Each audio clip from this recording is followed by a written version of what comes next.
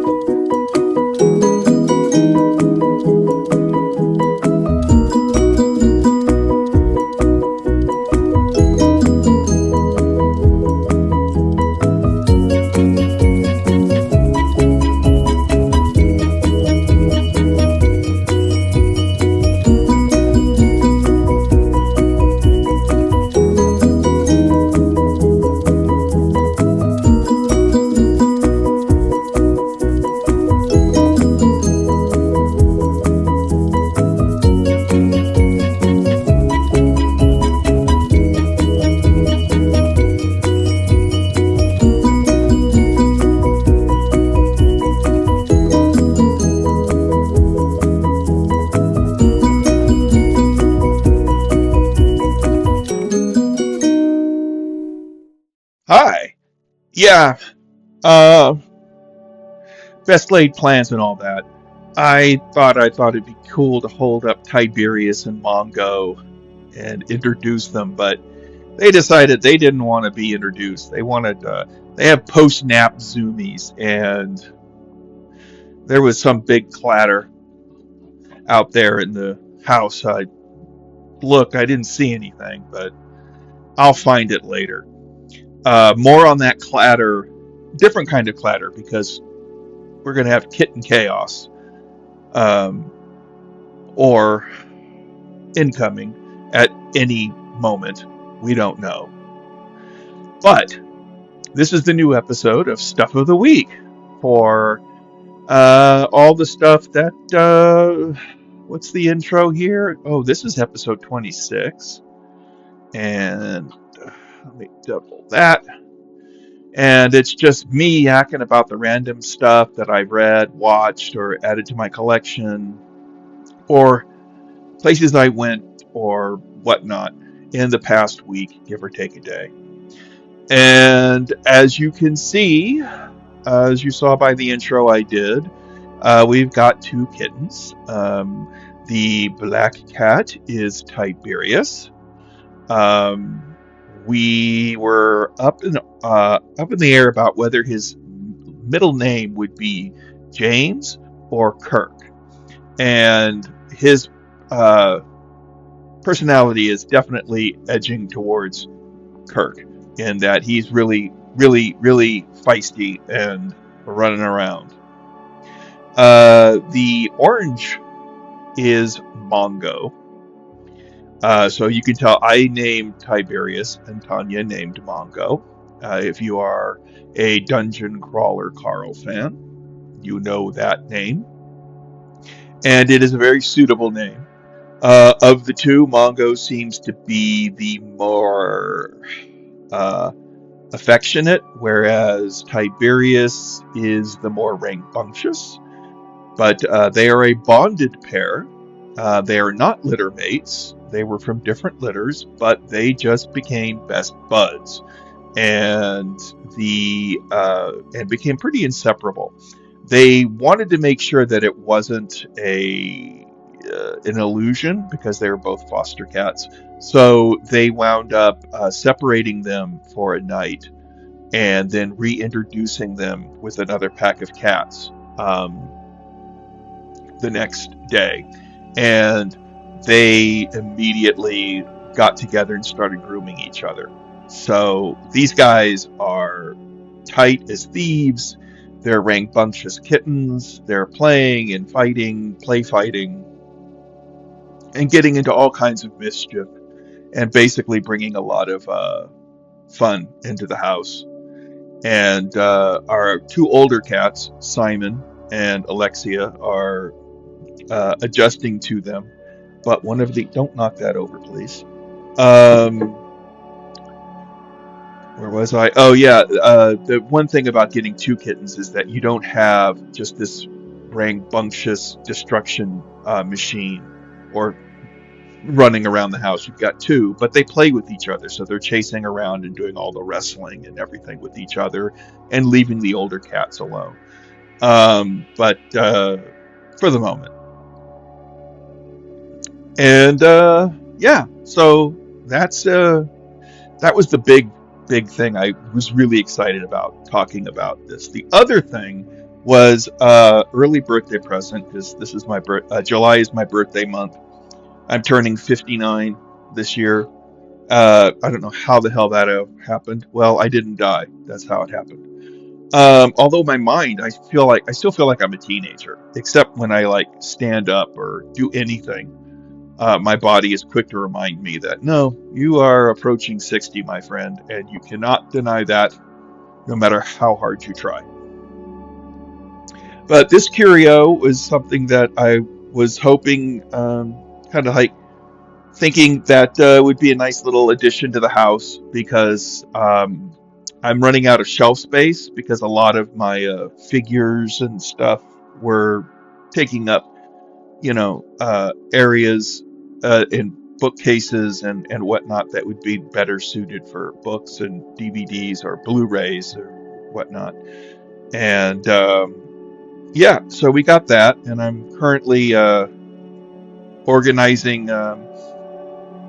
this disheveled hell pit that is my lair. But this one, oh yeah, also, I don't know if you can see it, but it lights up too. So if I'm at night, I can turn it on so people can see it better, but I'm gonna turn it off. And that is it in terms of, well, no, there's one more thing I want to note. I voted in the for the 2026 Fangoria Chainsaw Awards. Most of my votes leaned towards Obsession, the um,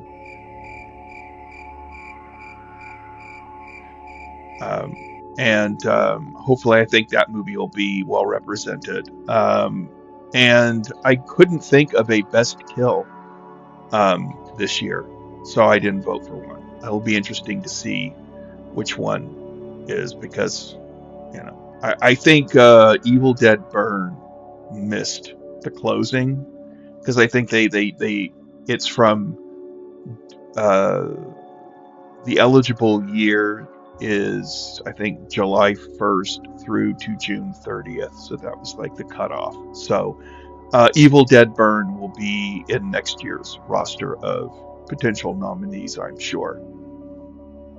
But yeah, onward to purchases, and getting back into the normal to do of this kind of thing.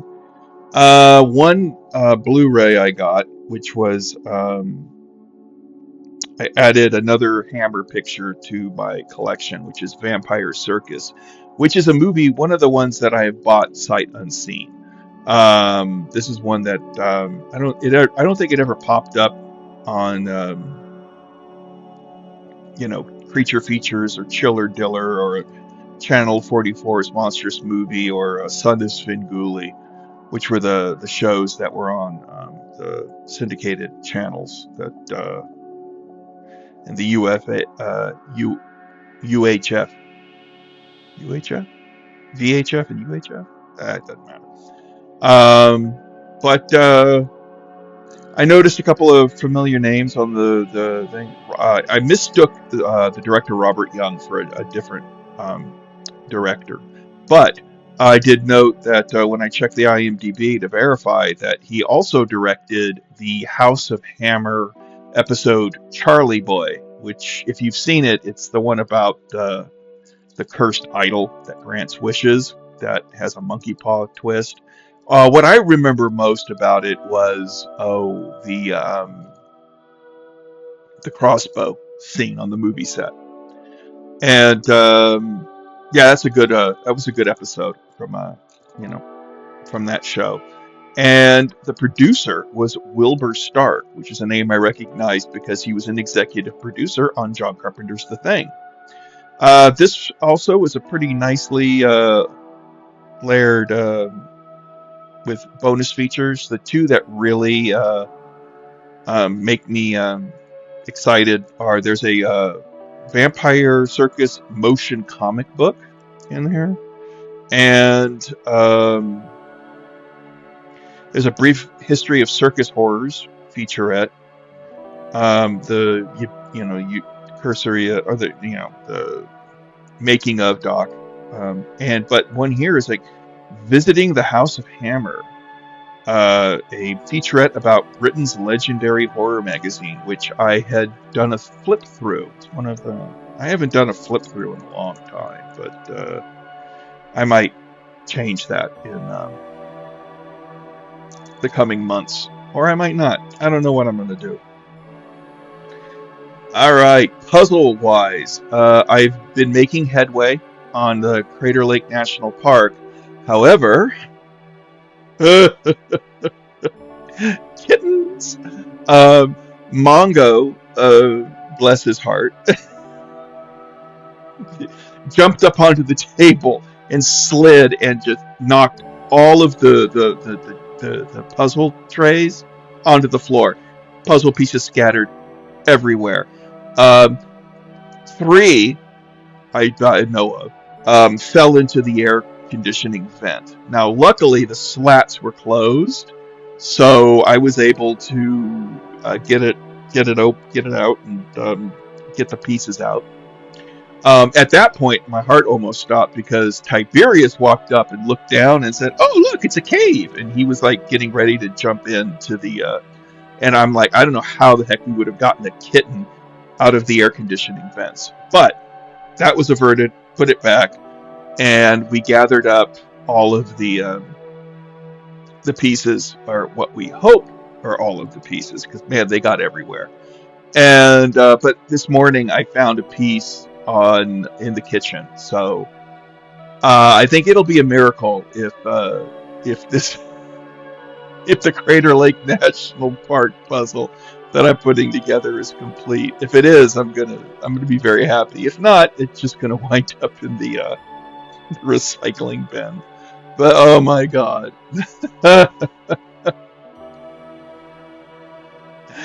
Oh, that was crazy.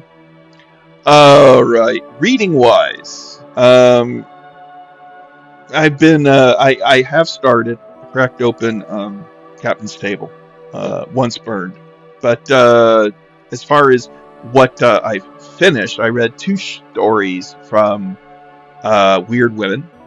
The first offering was The Werewolf by Clemence Hausman, who evidently was the younger sister of an English poet, A.E. Hausman, and she had a younger brother.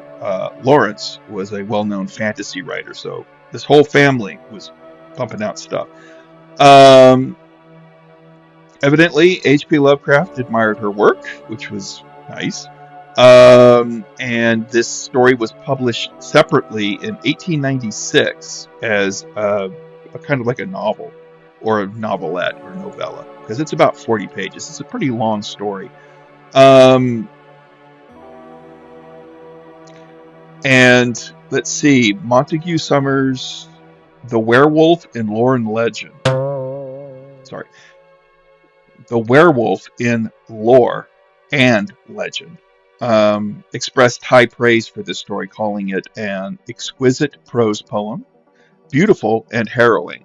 And I will say that, yes, it is an exquisite prose poem. 40 pages, just of gorgeous writing. If there is a downside, it's that the religious symbolism at the end gets a little bit ham-fisted. But, yeah, that's neither. There was at no point in this story where my patience was tested. The writing and the pacing was just so so beautiful. And it was like this. I don't think there will be a bet for me personally. I don't think there will be a better story in this anthology than the werewolf. It's my at the moment it's my favorite, and yeah, I say it's worth getting this anthology just to read this short story or this short um, yeah, it's just it is a beautiful um, piece of work, and um, like a fairy tale mixed with with you know a werewolf movie.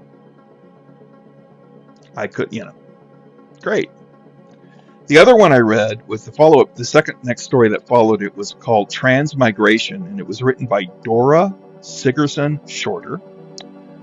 And she's born and raised in Ireland, lived in London, and was one of the leading poets of the Irish literary revival. She was also friends with Catherine Tynan and political activist Alice Furlong. And this is a tale of the transfer of souls between bodies, and it really does read almost like an EC horror comic. It's a pretty, it was one that I had no idea how it would end, or where it was going, or what, and it really the introduction to the story calls it a harrowing tale, and I do think it's pretty harrowing, and it also kind of, as far as the bad stuff that happens in the story, it leaves it up to, I think, the reader's interpretation as to whether or not the individuals involved or if there was a third party. But yeah, that was that one stuck to me. The only other reading I got done, been because I've been putting together this Curio, and we got cats and who are now napping. Kittens, I should say. We have 4 cats, but we've got 2 kittens. Was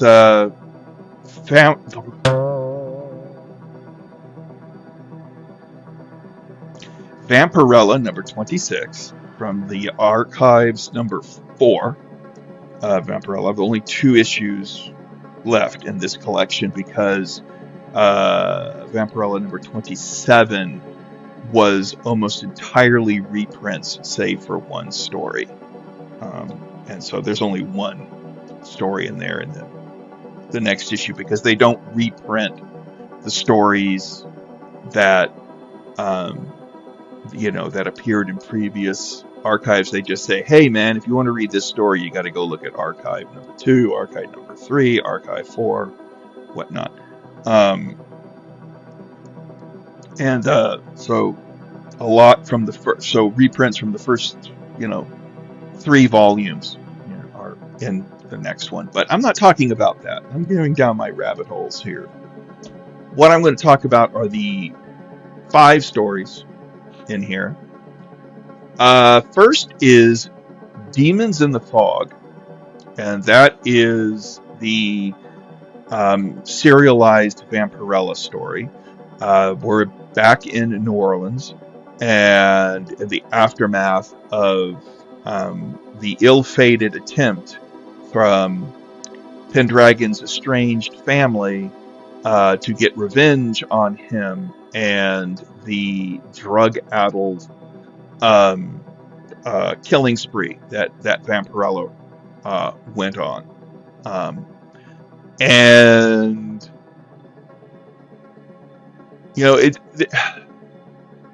This is one of those things where it's like, okay, the melodramatic aspects of the story are a little bit much. I mean, there's like one scene where like there's a doctor. It was like, it's almost comically over the top. Like, oh man, you're a drunk. I won't take your blood. Oh, you're a drug addict. And I'm like, dude, yeah, could you dial it down? Like, you're at 11. Could you like dial it down to like 4? But yeah, there's a nice little splash of Lovecraftian horror towards the end that I really liked. And you know, yeah, it's another chapter in this long ongoing saga. It's kind of like a bit of a soap opera, and I think there's going to be the next issue. The one full color comic that they did was actually the next chapter in the saga, because I was like, well, these are serialized, so not surprising. The only original story and the one color story that they were like hyping in the advertising is the next chapter in the Vampirella saga. Following Demons in the Fog was Moonspawn, which was another in a long tradition of kind of like revamping like a kind of fairy tale story or a folklore story. This one kind of like, where did werewolves come from? And it has everything. There are two Roma lovers, called gypsies in the thing, but they're the Roma people. And excuse me. And while they're declaring their love for each other, this meteor or meteorite comes swooping down and hits the earth, and it's filled with radiation that infects a wolf, and through some kind of weird contrivances, one of the characters in the story is bitten by the radioactive wolf, which then turns him into a werewolf, but not your friendly neighborhood werewolf. This was more, or Wolfman, your friendly neighborhood Wolfman. No, but I thought it was amusing that it was like a radioactive wolf. It's like, well, that's something I haven't seen before. And yeah, it's darker than you would expect. But as with most of these Vampirellas, the art is just gorgeous to behold. The most EC horror comic story in the issue turned out to be the third story, which is Fringe Benefits, and that was the color story they had. And it's a little, it's shockingly violent. It was like, damn. And again, kind of like cartoonishly over the top in its melodramatic language. I don't know if, maybe it was the time period, but and yeah, it was. This was the EC horror comic one. I could see where it was going. I mean, I figured out. I'm like, oh, okay, this is going to be the comeuppance. It could have been, it was a little. It could have been tighter. It could have been shorter. It could have, would have, should have. But it certainly wasn't boring.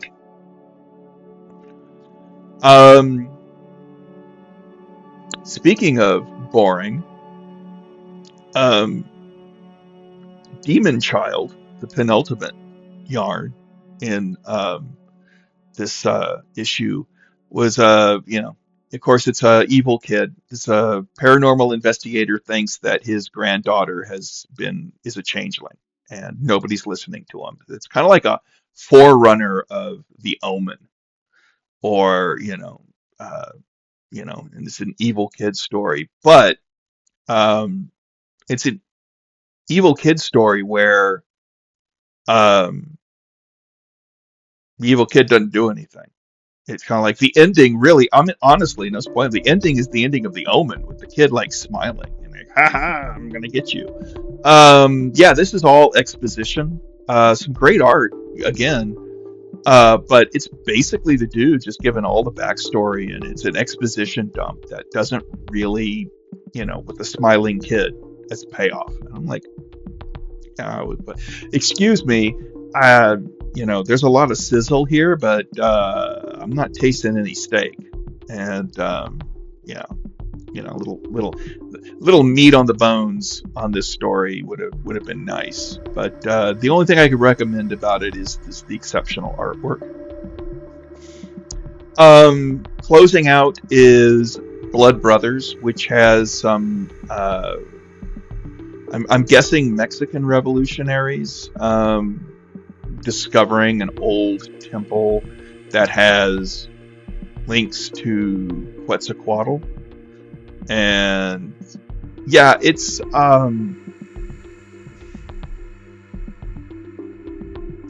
rather convoluted, and yeah, again, it's the second story that you could see as an EC comic if they had amped up some of the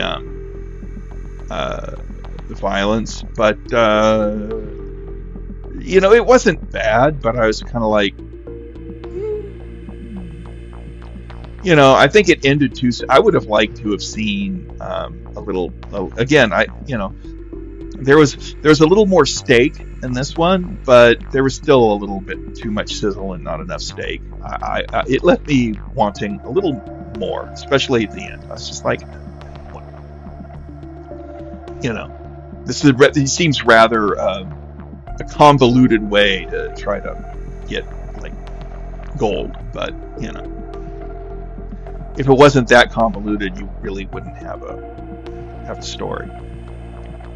The only thing that covers the reading, I didn't have it. We've been watching the World Cup. We mourned the loss of the U.S. team, the States, but we're looking forward to following the next round of 8, which I think is the quarterfinals, and yeah, we'll probably be watching some games over the weekend and whatnot. But that was it. The only thing I have left to share is a trail cam video. We just basically had one rocket raccoon come, walking by, and what looked to be a 3-legged wily, a little coyote that looked like it lost one of its hind legs in a fight or something, but it went loping by, and it's like, wait, that looks like it only has 3 legs. But that's it. So here's that video.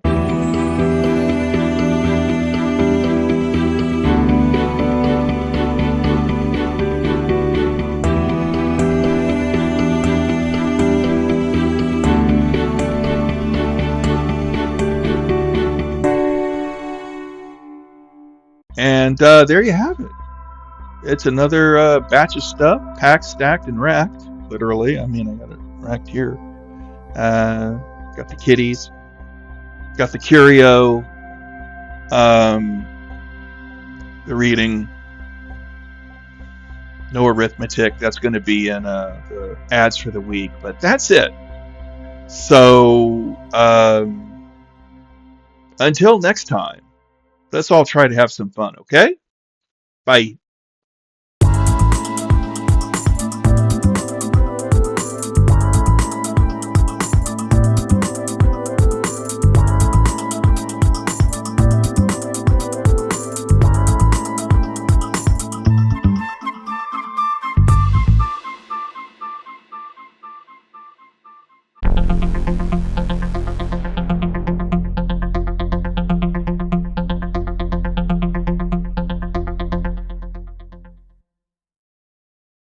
Enough is never enough.